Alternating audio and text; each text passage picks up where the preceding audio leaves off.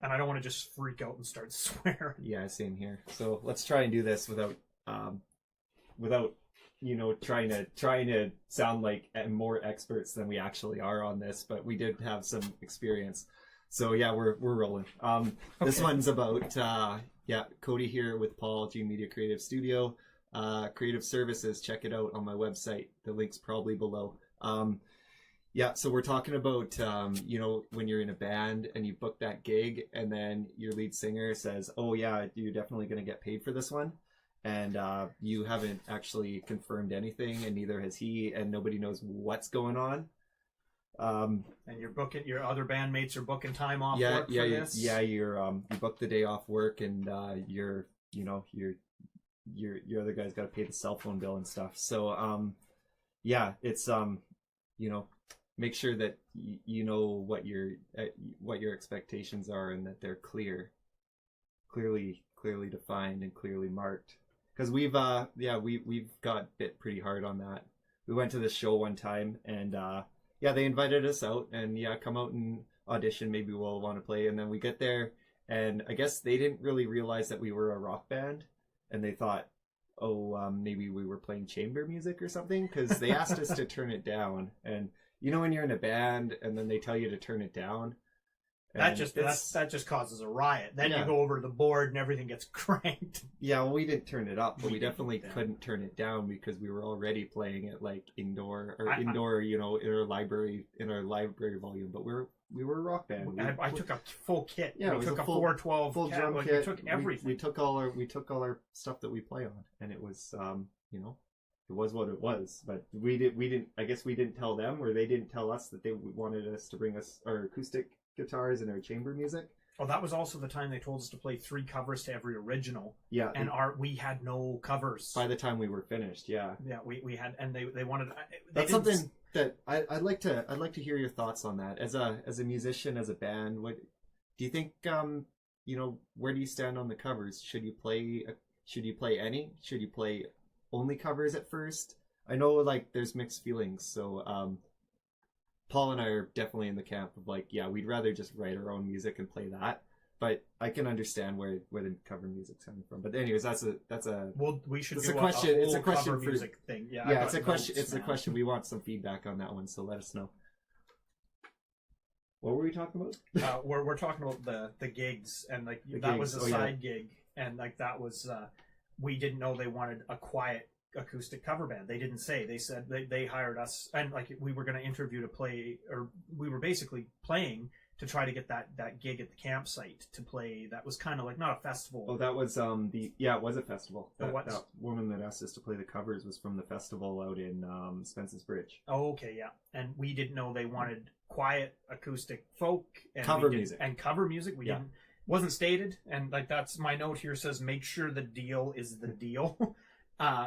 Make sure you really know what they like. Now when we call to book a gig, what kind of gear do you have? What kind of gear do you need? What kind of band do you want? Do you want covers? Is there drinking? What is that like? How tall do we got to be to ride this ride? Yeah, exactly. It's making sure, and we can probably figure that out during the initial before we actually call this venue. Maybe we can find out a little bit about who's played there in the past, and find out what do they like on an average Thursday, or whatever day you're supposed to go play, or is there maybe a better place in town that'd be more appropriate for this rock band or this metal band, or this maybe you're playing country music and you don't want to go and play at the EDM club or whatever.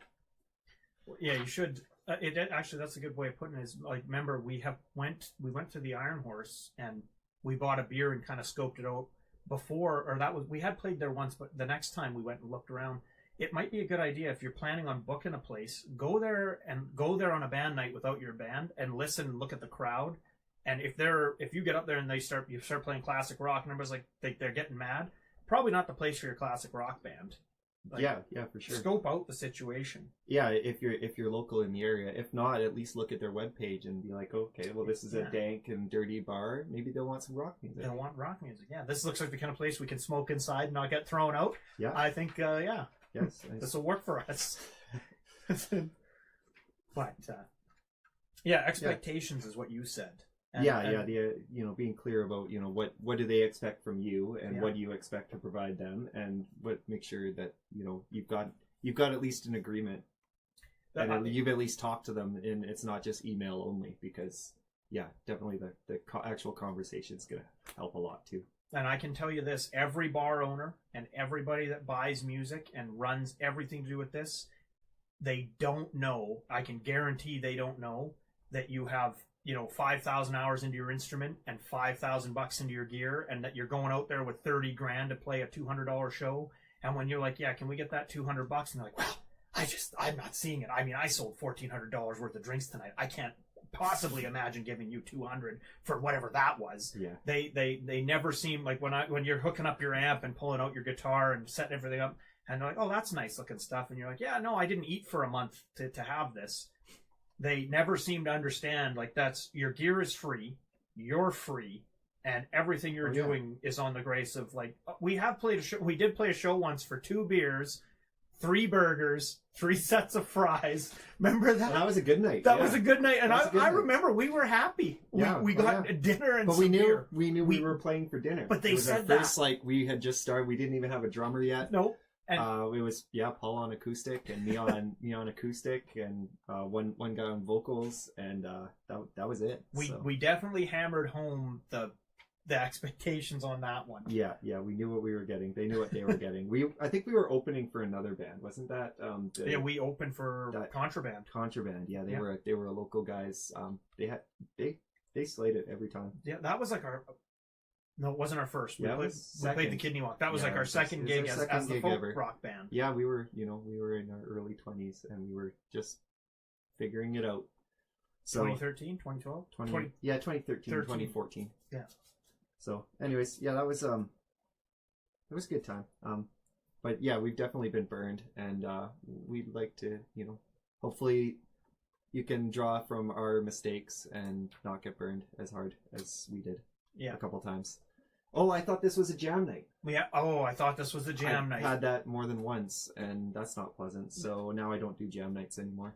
Unless if they got amps and PA and you're just plugging in and playing. If I just got to show up with my acoustic and play, then absolutely I'll jam anywhere, anytime. But if I gotta supply everything, I'm not doing jam nights. And anymore. That's what we did that time.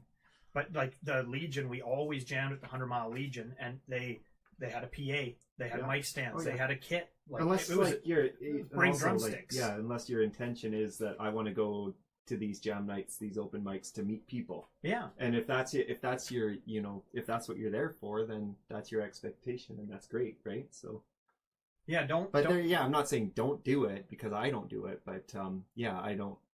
At this point in my time, I'm not looking to meet new bandmates and form a new band. So someday I will be, and then I'll be hitting the open mics hard again. Yeah, Paul's looking for who's playing in the area. Yeah. I'm looking for a 100 Mile band to play. Yeah, with. if you're in the Caribou and you're looking to write some original songs, then get in touch via the website. Link is down here somewhere. Get a hold of Cody. Get a hold of me. I'll forward the message to Paul, because Paul doesn't use the internet.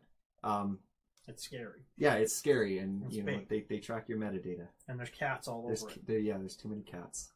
But that's when it comes to this stuff. Yeah, know what you're getting into, and nobody knows what you put into gear and time. Like, most people just they just figure you played so much Guitar Hero, and then you bought a guitar and it all transferred over. And you don't have any time or money into this, and you should be doing it for free. Yeah. Well, and then some people, they'll treat you nice.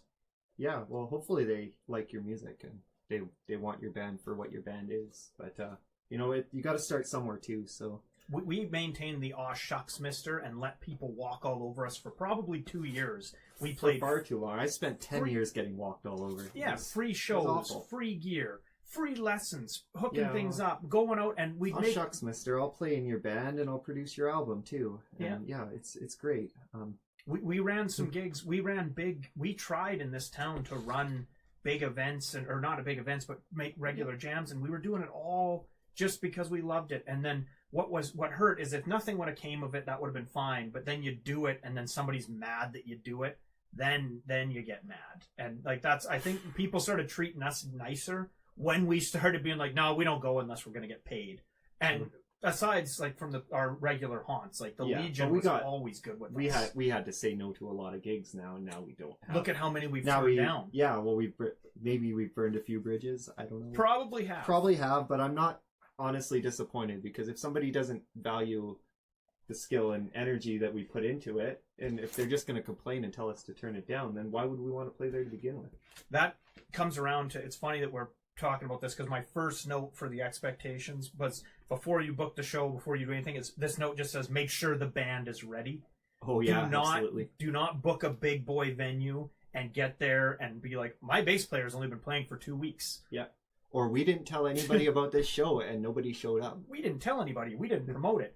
Our drummer only has one hand. Yeah. If you book the show, people will not always come. You got to do a little bit of work. You got to do a ton of leg work. Yeah, all the legwork is usually on you, because unless somebody is like, that, especially in this town, like you're not gonna draw a crowd unless you find your people and agonizingly drag them out there, like, and force them to show up. It's, I don't know. When you're tight, bring in that third party. Like, I have nothing to do with the new Cody, the cover band experience, whatever it's called, the new band. It's really good.